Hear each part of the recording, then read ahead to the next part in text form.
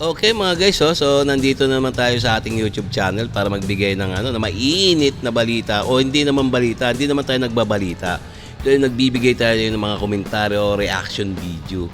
Kumbaga ko-comments natin kung ano yung mga nangyayari, kung ano yung mga saloobin natin, yung mga nangyayari diyan sa West Philippine Sea.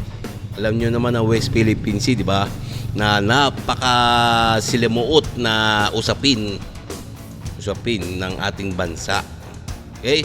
So, itong bibigyan natin reaction video. Ngayon, kung bago pa lang sa aking channel, guys, mga kababayan, please, huwag nyo kalimutan mag-like and subscribe sa ating YouTube channel. Okay? And also, please, pakisubscribe din kay Melbs Castle, So, itong video na to sa kanya to. So, bibigyan lang natin reaction kasi itong mga in-check na to, nakakabwisit.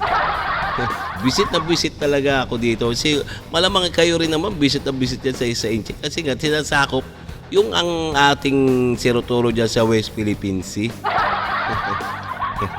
So talagang okay no?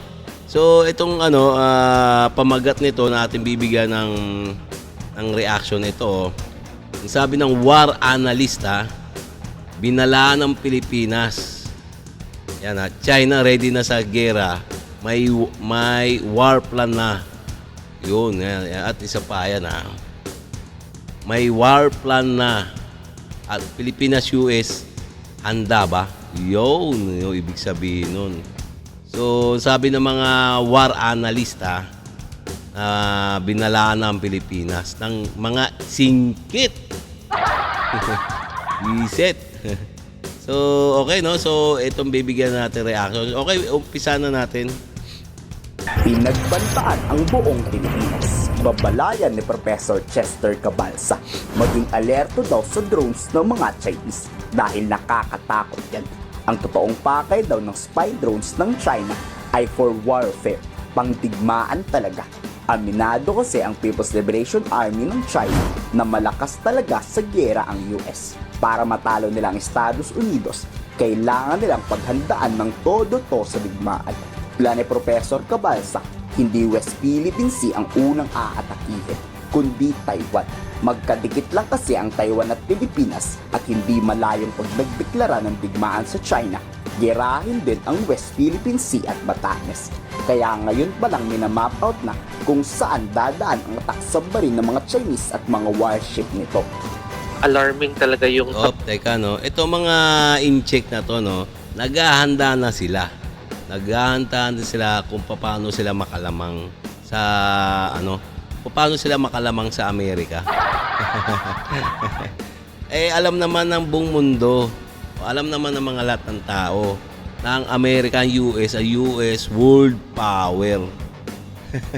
walang ibang makakatalo diyan kundi wala talaga.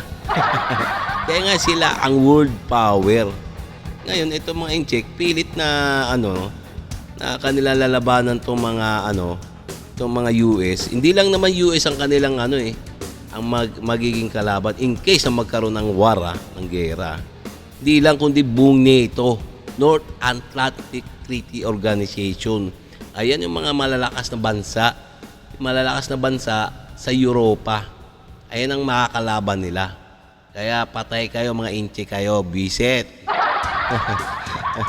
Kaya nga, itong mga ginagawa ng mga China, panay ang kanilang mapping, mga kung ano ng mga ginagawa dyan sa ating karagatan, para nga yung kanilang mga pandigma, mga military asset na makapwesto.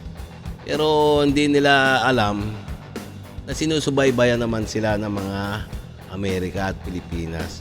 Mga ugok nga to mga mga in-check na to. submersible drones nila, I think very advanced yung kanilang technology pagdating dyan. Kaya let's not underestimate yung kanilang drone technology. They are using it for their regional security, and at the same time kasi nga pressured si China right now on how to come up with the possibility for a reunification with Taiwan. So ginagamit nila ito for some other possible scenario na kung halimbawa magkaroon ng digmaan, at least fully prepared sila. Ang worrisome lang dito dito sila sa ating sa ating kapuluan ginagawa nila yan, no? Kasi magkadugtong naman talaga yung Taiwan at ang Pilipinas. So most likely part ng littoral and peripheral activity nila, i-map out na nila yung yung underwater territories natin. That's the reason why they have this very advanced submersible drone. Iginiit naman ni National Security General Jonathan Malaya na nakabantay ang Armed Forces of the Philippines sa lahat ng teritoryo ng Pilipinas.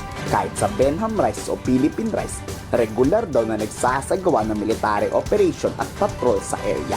Pero mas maganda siguro kung magtayo na ang AFP dyan ng mga military base.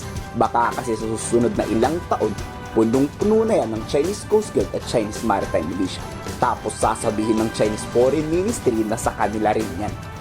To elevate how we assert. Ganyan naman talaga eh. Ganyan naman talaga yung mga incheck na yan, no? Sa palibasa, marami silang mga barko. Kaya alam nila na yung mga kalaban nila, katulad ng Pilipinas, mga Indonesia, yung mga kalapit nating bansa ay mga mahihirap eh. Walang mga kakayahan sa pagdating sa gera. Kaya nga sila ina-underpower nila yung mga ganyan tulad ng Pilipinas. So dinadaan nila sa dami. Kumbaga quantity hindi quality. Nabwisit nga itong mga China, no? Our rights and recognize what is ours that we need to protect, to fly the flag and send the signal to other nations that we are there to defend and protect what is ours. One of the drones, at least, were found to be transmitting data to mainland China. Oh, okay. Yeah. So that's why we consider them as a national security threat. Maisang research vessel naman na binabantayan ng Philippine Coast Guard ngayon. Malayo to sa Batanes. Taiwan waters ang minamanmanan. Pero nakabantay ang AFP at PCG dyan. Sakaling pumasok siya sa ating exclusive economic zone, nakahanda agad tong palayasin. As you can see from... Ayun ang sabi laging nakabantay ang ating AFP May pumasok na naman mga research vessel na mga incheck. Nagbabantay daw yung ating armed forces. Ayun daw, ayun sabi. Nagbabantay. Ewan ko lang the navigation pattern of this Chinese research vessel.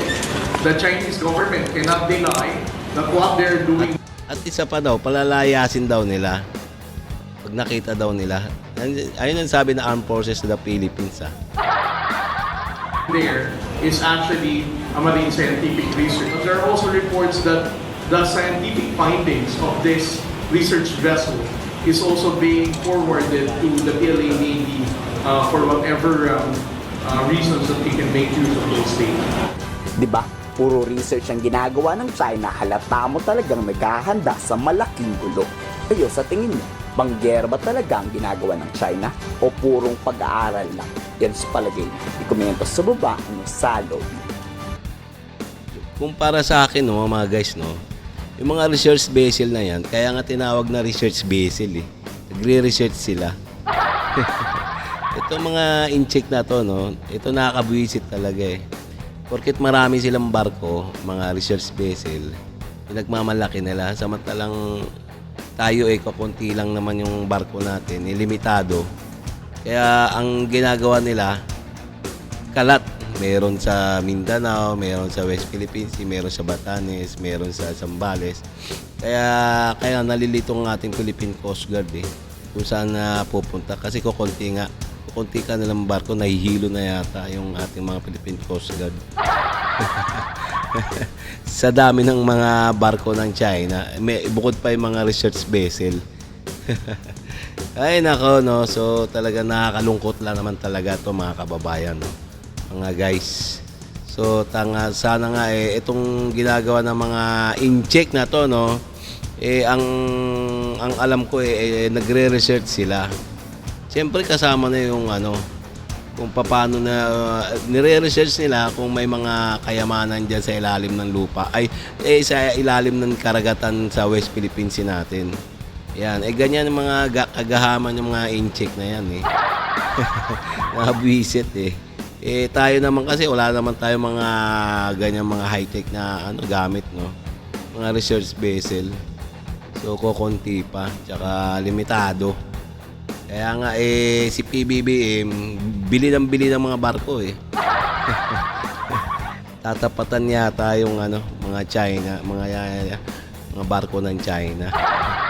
Ay, nako, okay, no? So, pwede rin naman kayo mag-komentaryo dyan, no? Mga kababayan, no? Kung ano man sa loobin nyo. So, okay, no? So, hanggang dito lang tayo, mga mga kababayan, mga guys.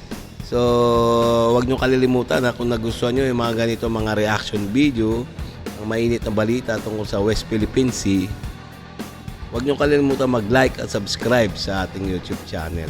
Okay? Para ma-update pa kayo sa mga susunod na aking mga video pa. Okay?